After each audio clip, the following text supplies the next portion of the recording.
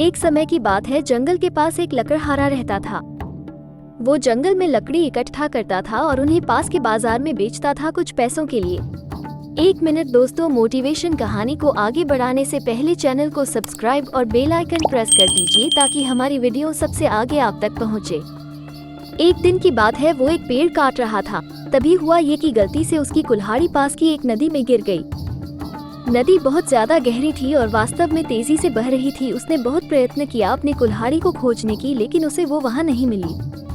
अब उसे लगा कि उसने कुल्हाड़ी खो दी है। वही दुखी होकर वो नदी के किनारे बैठकर रोने लगा। उसके रोने की आवाज सुनकर नदी के भगवान उठे और उस लकड़हारे से पूछा कि क्या हुआ। लकड़हारा ने उन्हें अपनी दुखद कहानी बताई। नदी के भगवान को उस लकड़हारे के ऊपर दया आई और वो उसकी मेहनत और सच्चाई देखकर उसकी मदद करने की पेशकश की। वो नदी में गायब हो गए और एक सुनहरी कुल्हाड़ी वापस लाया, लेकिन लकड़हारे ने कहा कि यह उसका नहीं है।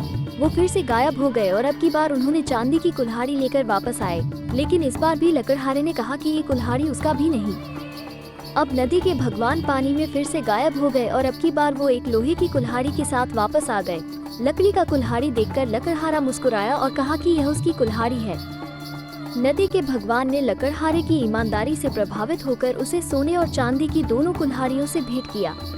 सीख, इस कहानी से हमें ये सीख मिलती है कि ईमानदारी सर्वोत्तम नीति